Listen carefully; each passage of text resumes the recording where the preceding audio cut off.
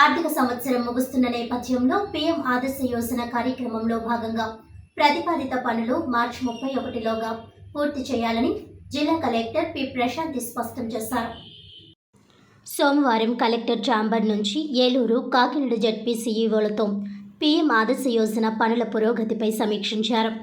ఈ సందర్భంగా collector P Prashanti PM ఆదర్శ యోజన క్రింద షెడ్యూల్ కులాల నివాసిత గ్రామీణ ప్రాంతాల్లో పంచాయతీరాజ్ రూరల్ వాటర్ సప్లై సంస్థ ఆధ్వర్యంలో ప్రతిపాదిత పనులు మార్చి 31లోగా పూర్తి చేయాలని ఆదేశించారు.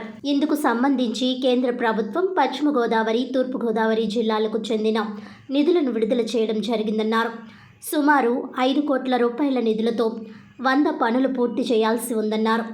సీసీ రోడ్లు, డ్రైన్స్, ఎస్డబ్ల్యూపీసీ షెడ్స్, పైప్ లైన్లు, సాలిడ్ లిక్విడ్ వేస్ట్ మేనేజ్మెంట్ తదితర పనులను త్వరితగతిన పూర్తి చేయాలని కలెక్టర్ సూచించారు. గ్రామీణ ప్రాంతాల్లో ఇప్పటికే సీసీ రోడ్ల నిర్మాణం పూర్తి చేశామని, వాటికి సంబంధించిన డ్రైన్స్ పనులు పూర్తి చేయాలని కలెక్టర్ ప్రశాంతి పేర్కొన్నారు. మార్చి 31లోగా నిధులను ఖర్చు చేయాలని, 100% పూర్తి చేయాలని ఆదేశించారు. తూర్పుగోదావరి జిల్లా పరిధిలో రాజమండ్రి డివిజన్, రాజానగరం, సీతానగరం, కోరుకొండ, కొవ్వూరు డివిజన్లలో దేవరపల్లి, గోపాలపురం, నల్లజర్ల, తాళ్లపూడి, కొవ్వూరు మండలాల్లో పలు అభివృద్ధి పనులకు చెందిన వాటిపై మండలాల వారీగా సమీక్షించారు.